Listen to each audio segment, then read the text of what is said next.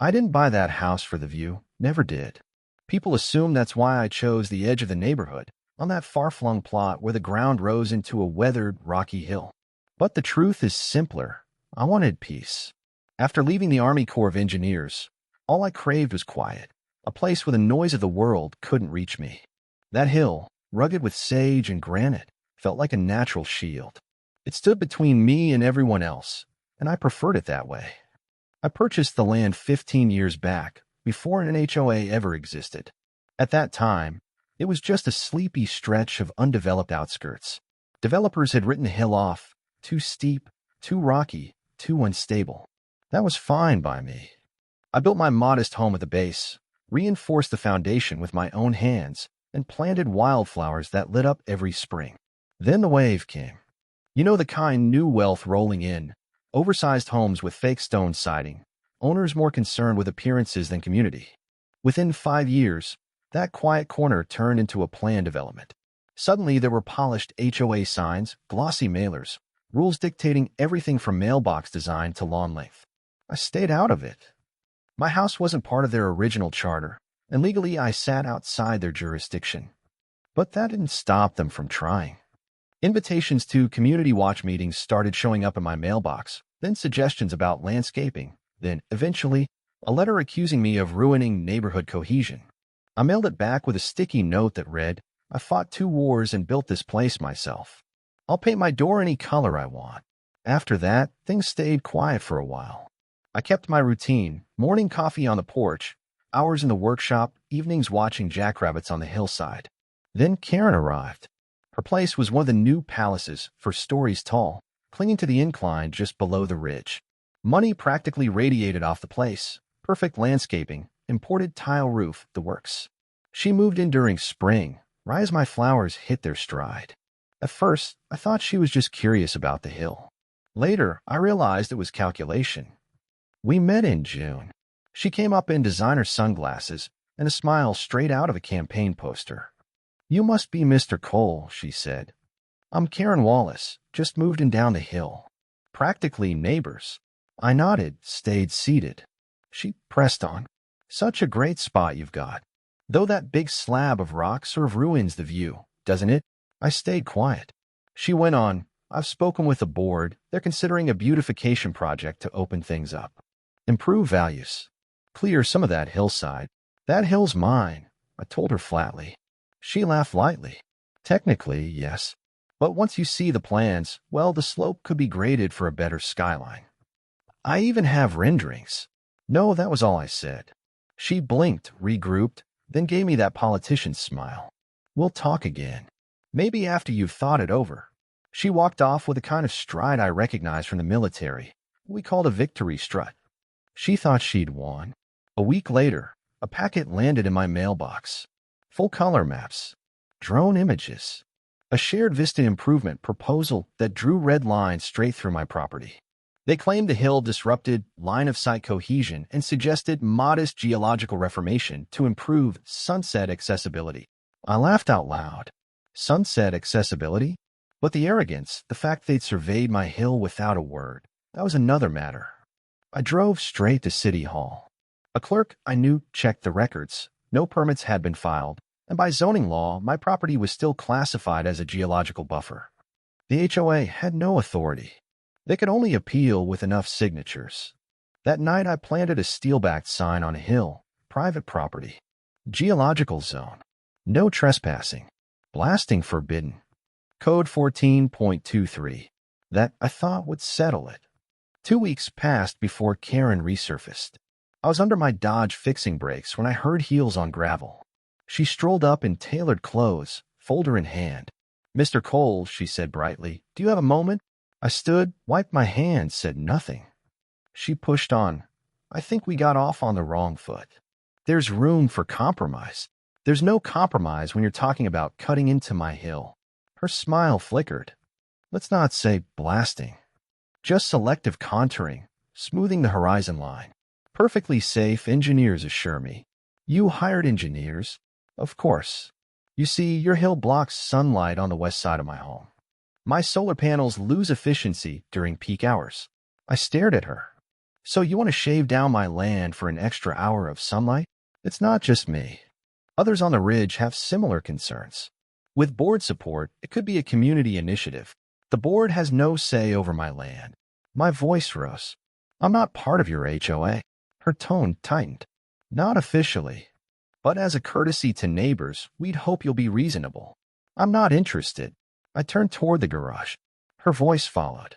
You should know I've petitioned the city. There's precedent for reassessing land that obstructs public utility. You're wasting your time, I snapped. This house predates your HOA. That hill is protected by geological code. Send all the engineers and sunset chasers you want. It's not coming down. She studied the hill, jaw set, gears turning. Very well, she said at last. But don't say I didn't try to be civil. And with that, she swept away. That night, I spotted a bright yellow stake on the far edge of my property, tied with orange cord leading straight toward Karen's lot. A survey line. The next morning, I called zoning. The clerk confirmed it. Karen had requested a new easement survey, citing obstruction of natural light. To her, I wasn't a neighbor. I was an obstacle. I copied every document. The request, the maps, the timestamps. Something told me I need proof. By week's end, 3 men in vests and hard hats arrived with a truck marked Superior Terrain Solutions. They paced my hill, rolled tape, drove stakes. That's when I walked up standing by my sign. Excuse me, I said. Who told you you could be here? One of the workers, a tall man with a clipboard, looked startled. We were told this was part of a pre-approved development zone. Ms. Wallace signed a work order. This is private property, I said, my voice hard. You're trespassing. He shifted, uneasy. We can call the HOA rep if you'd like. I don't care who you call, I replied. Unless you've got a city permit and my signature, you're breaking the law. He gave a helpless shrug and motioned to his crew. Pack it up. They left, but their presence made one thing obvious. Karen wasn't finished. The next day, an envelope appeared under my door. This time it wasn't from the HOA, but from Karen's personal lawyer. The letter accused me of unreasonably obstructing a community improvement project and warned that I could be held liable for lost energy efficiency and neighboring property devaluation. It was ridiculous, but also serious. People like Karen didn't send threats for fun. They sent them to see how far they could push. And I wasn't about to be pushed. So I did what any old engineer would do. I dug my laptop out of storage, brushed the dust from the hard drive, and pulled up the geological survey I'd run on my hill nearly 20 years ago. Outdated but still valid, it confirmed what I already knew. The rock near the ridge was fractured and unstable, fine and dry weather but prone to slippage after heavy rain or seismic activity. If disturbed, the whole face could come loose like wet cake. I printed copies and added them to a thick file in my study marked in red ink, Hill Dispute Wallace/HOA. I didn't know yet that file would end up in court and on national news, but for now it was just me, Karen, and a hill neither of us would surrender. 2 weeks passed in a sort of silent war. Karen stopped showing up at my door, but her influence lingered. HOA flyers started arriving more frequently, all emphasizing community beautification and land symmetry. One even had a cartoon sun and the slogan, "Clear hills, clear skies, clear values." I knew propaganda when I saw it. Then came the surveyors again. It was a Thursday morning. I was on the porch with my second cup of coffee when I noticed 2 men in reflective vests parked just past the ridge. Their van had no real branding, just a temporary tag and a slapped-on magnetic sign reading Property View Design. Through my binoculars, I watched them climb over the rocks, hammering metal rods into the ground. I set my cup down, pulled on my boots, and went out. By the time I reached them, they'd already driven 4 steel stakes into the hillside and were scanning the slope with a theodolite, professional gear. One was spraying neon orange lines across the grass when he finally saw me. Hey, I called Combat Firm. Want to tell me who authorized this? The older one, wiry with sunburned skin and a clipboard, turned with a practiced smile. Morning, sir. We're just doing a topographical survey. Won't take more than a few hours. This is private land. He glanced at his clipboard like it might magically change. Says here we're cleared for Parcel 38C, Ridgeview HOA Zone 4. That's my parcel, I said. And I didn't authorize anything. He blinked, but not with surprise. You'll have to take it up with the client. We were just told to measure the grade. Let me guess, I said. Client's name is Wallace. He didn't answer, which told me everything. I pointed at the stakes. Pull them out. Now. The man hesitated. Sir, if you have an issue, take them out, I snapped, stepping closer. The younger worker, already nervous, started yanking the rods from the ground without another word. The older one gave a tight nod, packed up the theodolite, and they both headed back to the van. I followed, watching. When they reached it, I snapped a photo of the license plate and the magnetic sign documentation. That afternoon, I sent everything, photos, a formal trespass report, a notarized copy of my deed, to the city's code enforcement office. I didn't expect much, but paper trails matter. The next morning, I discovered how far Karen was willing to go. A drone was stuck in the branches of my old elm, a few feet from my porch roof. It was commercial-grade, black casing, 4 rotors, gimbal camera, probably a $1,000 model. I pulled it down with a rake and checked the memory slot, empty. But when I powered it on, the Wi-Fi light blinked. It had been live streaming. Someone was watching my property in real time, probably from a designer kitchen just down the hill. I boxed it up and drove it to the sheriff's substation. The deputy on duty raised an eyebrow. That come off your property? Landed in my tree after spying first, I said. He sighed. We've had complaints about drones lately. HOA folks think they're toys. Spying on private property isn't a toy, I said flatly. He agreed to log it as evidence. I didn't expect charges, just another piece of the record. By now, Karen had stopped pretending. No more friendly overtures, no more sugar-coated offers. She knew I wasn't moving, so she was shifting tactics. The next escalation arrived as a letter slipped into my mailbox, not mailed, just hand-delivered and unsigned. To Mr. Cole, your continued refusal to participate in neighborhood cooperative improvement efforts is noted. The community values cohesion, visual harmony, and environmental responsibility. The obstruction posed by your hill is not merely cosmetic. It affects utility wellness and property values for dozens of families. Please consider the consequences of continued opposition.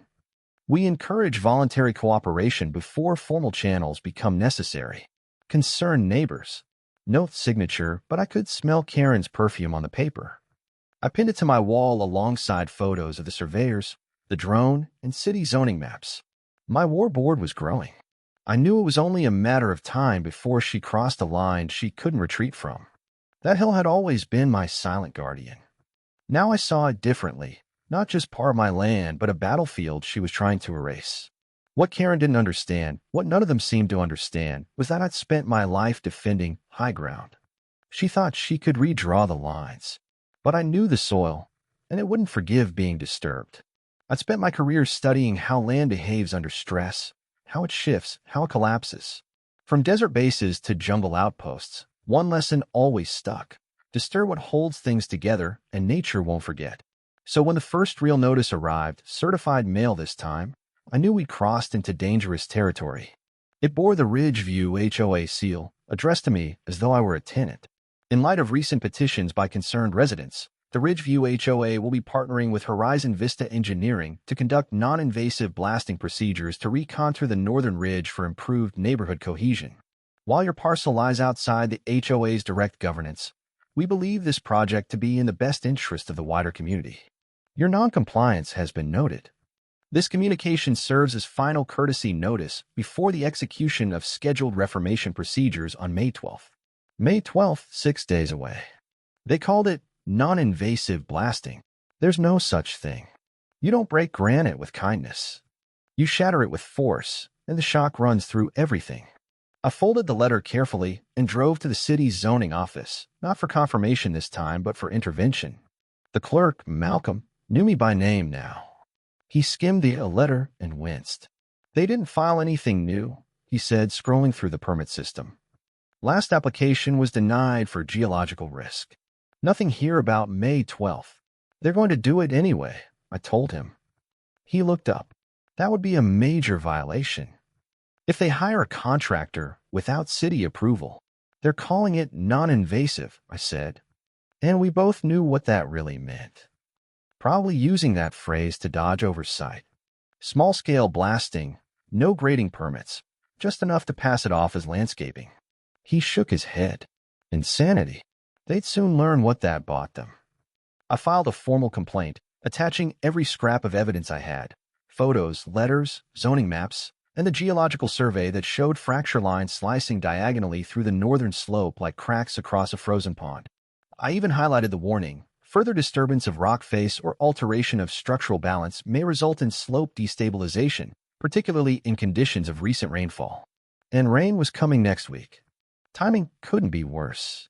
From City Hall, I drove straight to Horizon Vista Engineering. The building was all glass and polish, smug in its modern shine. I asked for the project manager, named in the HOA's letter, Clark Bennington. He met me in the lobby, slick hair, crisp suit, a man who had clearly never dirtied his hands. "Mr. Cole," he said, hand outstretched. "Always happy to speak with stakeholders." "You're not touching my hill," I told him. He blinked, then gave that slow, condescending smile people wear when they think you're bluffing. "We've been assured this is a routine adjustment. Nothing that affects your property. You blast into that hill, you trigger a landslide," I said flatly. He chuckled. "We've read the reports. Yes, there's some fracture, but we're working only the top edge." The HOA indemnified the project. I stepped in close. "That hill doesn't hold together by luck. It's pressure balance and decades of stability. You carve it wrong, and you won't just flatten land, you'll bury homes." His smile faltered briefly, then returned. "I appreciate your concern, but we have protocols. Licensed contractors. Safety checks. Frankly, your warnings prove why this work is necessary." I left before I said something that'd get me arrested. On the way home, I noticed a new banner strung across Karen's mansion gate. "Coming May 12th, clear views for all." A celebration of community and progress. Not just a project, a spectacle. I could already see her ribbon-cutting grin as dust still hung from a blast. Back in my office, I opened the war file and in red ink scrawled across the latest page: May 12th, collapse day. That night, I hiked the ridge by flashlight. At the hairline cracks I traced with my glove, I felt the give. Not surface splits anymore, hollow tints ready to break. No one in town wanted to hear it. Karen had spun the hill's destruction into a cause: green initiative, sustainability, property values. City officials gave their careful non-answers. "We'll monitor." No permits, no legal execution. I knew what those words meant: stall, sidestep, avoid. So I went to the people. Flyers on lampposts and mailboxes. Landslide warning. Unauthorized blasting planned. Unstable ridge. Rain forecast. No city permits. This affects all of us. Speak up. Demand answers. Arcole Ridgeview. Within 2 days, half were torn down. But enough eyes had seen. The next morning, Karen was in my driveway. No smile this time. Arms crossed, eyes sharp. "You're spreading misinformation," she hissed. "You're scaring people." "No," I said. "I'm warning them." Big difference. "You're making this personal. It became personal the day you stepped on my land." She spun and stormed off, gravel crunching like gunfire under her heels. Let her laugh. They all laughed. They wouldn't for long. It started May 12th, 6:04 a.m. A tremor in my ribs before sound reached my ears. Windows rattled, hairs on end. Then that deep, deliberate rumble. Not thunder, too tight. I dropped the coffee grinder, bolted for the door. The air was wrong, still heavy. Birds burst from the trees, frantic. Then came the muffled pop-pop. I didn't need to see it. I knew. Boots on, phone in hand, I sprinted up the slope, 15 years of trails guiding me. My lungs burned, but all I felt was dread. At the ridge, I saw them. 3 men in hard hats, one gripping a trigger box, wires running into fractured ground. Dust hung thick. Charges had already blown, rock torn like shattered bone. More wires ran into the next set of drilled holes. "Hey!" I roared, charging forward. The man with the trigger dropped it like it stung. Another shouted, "We have—" The rain soaked me as I stood on my porch, watching chaos unfold. Neighbors barefoot in shock, first responders swarming the wreckage. They pulled Karen out alive, wrapped in foil, silent. I felt no triumph, no relief, just a hollow ache. "You're lucky," a fireman told me. "If the slide had shifted differently, your house would have gone too." "It didn't," I said. He glanced at the drill scars across my ridge trail and shook his head. They destabilized the flank. Dumbest thing I've seen this month. The next day, the mayor called a press conference. The footage had gone viral, a neighbor's doorbell cam capturing the exact collapse. Headlines blared, "Unauthorized blasting leads to landslide. Ridgeview HOA under fire." Reporters came. Helicopters circled. Barricades went up. Karen's mansion declared uninhabitable. At the community recovery meeting 3 days later, held in the rec center, HOA President Stuart Langley took the mic and, voice trembling, delivered the usual denial. There were no ill intentions. This was about boosting property values and community well-being. We were assured it was safe, approved. I stood at the back, arms crossed. "No, you weren't," I said aloud. Heads turned. Stuart faltered. "You weren't approved. You weren't safe. And you sure as hell weren't protecting this community. I gave you the reports, the photos, the geological maps. You ignored them." Murmurs rolled through the room. "Mr. Cole," Stuart stammered, "we understand you're upset." I laughed sharp. "Upset? Your board trespassed, broke zoning laws, paid unlicensed contractors to set charges on a fractured ridge. My house is standing by luck. Karen's is rubble. And you want to talk about upset?" The murmurs grew louder, some nodding, some staring at the floor. I pulled out a folder and held it up. Everything's here. Dates, signatures, drone footage, ignored warnings. Copies already went to the city, the press, and my lawyer. Karen wasn't there. Rumor was she was hiding in a hotel, sprained ankle, trying to figure out how to sue the HOA she once commanded. Poetic. Later that week, city engineer Mark Gallagher inspected the slope. He moved slow, sampling soil, frowning the way experts do when they see what they wish they didn't. Finally, he turned to me. "It's a miracle no one died." "It almost did," I said. He nodded, handing me his printed report. Category 3, man-made landslide. Triggered by blasting stratified stone in wet conditions. Exactly what your reports warned. I stare at the city seal stamped at the bottom. It didn't feel like victory. Not yet. Because the HOA doubled down. Claimed the contractors went rogue. Claimed Karen acted alone. A misunderstanding. But this time, the spotlight wasn't on me. I wasn't the paranoid loner on the ridge anymore. I was the one who'd warned them and been right in the most catastrophic way. And the neighbors remembered. They remembered the flyers, the warnings. Slowly, they stopped whispering and started knocking. Questions replaced complaints. "What can we do? Do you have that lawyer's name? Will the HOA pay for our cracked foundations?" I didn't have answers, but I had momentum. The ground itself felt changed. The soil was warped, compacted unnaturally. They are heavy even on still days. Ridgeview had shifted, stripped of illusion. Crews arrived, geotech teams with ground radar, surveyors, city officials in hard hats. They fenced off Karen's ruin, a jagged basin of silt, broken beams, crushed concrete. They read Taggart Gate. Condemned. No triumph, just clarity. No more pretending the HOA acted in good faith. The evidence was written across the hillside. They gambled with the land and lost. What shook people wasn't Karen's mansion buried. It was how close they'd all come. 3 days later, Robert Mindle, the retired dentist 2 doors down, knocked with a clipboard. Nervous smile. "Richard, thank you. For the warnings. For everything." I nodded. "A few of us, more than a few, are starting a petition. Full audit, finances, votes, communications. We want to know who knew what when." I raised my brows. Revolutionary for Ridgeview. He held out the clipboard. I signed without hesitation. That same day, more neighbors came. Cookies, bottled water, but mostly confessions. How they ignored the red flags. How they felt pressured into silence.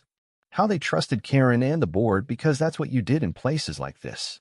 "We were wrong," Georgia said, eyes wet. "We should have listened to you." I didn't gloat. I didn't need to. By week's end, the petition had 80 signatures, enough to vote the board out. The private government that once ruled Ridgeview was collapsing. Karen vanished. Checked out of the hotel. No forwarding address. Her name now tied to lawsuits.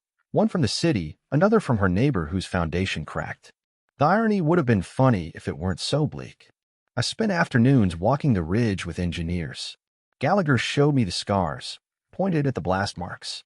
They didn't just weaken it. They turned it into dominoes. Will it hold? I asked. Maybe, he said. We stabilized the worst spots. But in another storm, I wouldn't trust it. Honestly, it should have been left alone. I already knew. I'd known since the first survey stakes went in. Still, hearing it stamped official, it mattered. A week later, I was invited to speak at the community hall. The so-called hermit on the hill. 50 people showed. Neighbors, former HOA loyalists, even city staff. I told them what I told Karen, you don't bend land like it's clay. It remembers. It resists.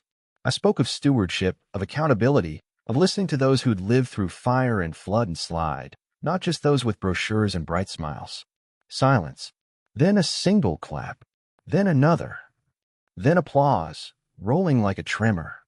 Afterward, Denise Morales, the code enforcer, approached me. Mr. Cole, we'd like to name you an official consultant for geological safety. Volunteer role, but with access to reports. Your insight was invaluable. I thought a moment. Sure, as long as I don't have to attend HOA meetings. She smiled. That's the point. There won't be an HOA anymore. 3 weeks later, Ridgeview voted to dissolve it, the first in the county. The story went regional, then national. They ran headlines. The man who warned the HOA ignored geology and paid the price. How one veteran stopped a disaster from becoming a tragedy. I didn't give interviews. I didn't want attention. I just wanted my hill back. And slowly, it began to heal. The cracks dried. The dust settled. Crews spread erosion blankets, planted native grasses. I even knelt in the dirt, sowing wildflower seeds one by one. If they took root, they'd bloom come spring. For the first time in years, when I stood on my porch, I didn't see a battlefield. I saw resilience. Neighborhood, no longer ruled, just lived in. Justice, I realized, doesn't always look like punishment. Sometimes it looks like silence, the kind that follows a storm. The kind that means never again. Spring came early. The wildflowers returned, orange poppies, yellow primrose, stubborn bluebonnets clutching the healed slope. I walked among them each morning, no longer carrying warnings but breath. Karen never returned. Rumor placed her 2 counties over, barred from serving on any board. Civil suits trailed behind her. Her Ridgeview lot forfeited to the city, possibly to become conservation land. Fitting fate. Meanwhile, Ridgeview itself loosened. Lawns uneven. Paint colors bold. When a fire broke out in the corner house, neighbors swarmed with buckets and blankets, not waiting for orders, just acting like neighbors. They started calling me Mr. Hill. Kids asked if the landslide had made me famous. Not famous, I said. Just visible. One afternoon, Robert brought another clipboard. Not a petition, an honorary recognition. They wanted to name the upper ridge after me. I laughed.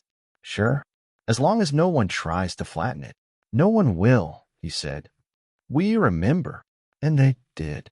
When the high school science class visited, I walked them along the scars, explained bedrock, pressure, fractures. When asked what caused the landslide, I gave the same answer as always. Disrespect. For the land. For truth. For boundaries. When asked how to stop it happening again. Listen. To the ones who've seen it. To the earth itself. It speaks, if you're quiet long enough. Later, the students left me a letter. Drawings of smiling mountains, one of me holding a no-blasting sign. I pinned it beside the old flyers. Proof that out of rubble, something could grow. Healing came in pieces, a repaired fence. Rain without panic. A neighbor's apology. It came the day I finally pulled down my last warning sign, not because danger was gone, but because people could see it for themselves. It came when I stood on the ridge, wind at my back, and felt no urge to defend anything. Not my property, not my name, not my peace. It came when I understood that justice wasn't punishment. It was truth. And like the hill, scarred but standing, truth endures. Scars, like hills, can be beautiful when we let them.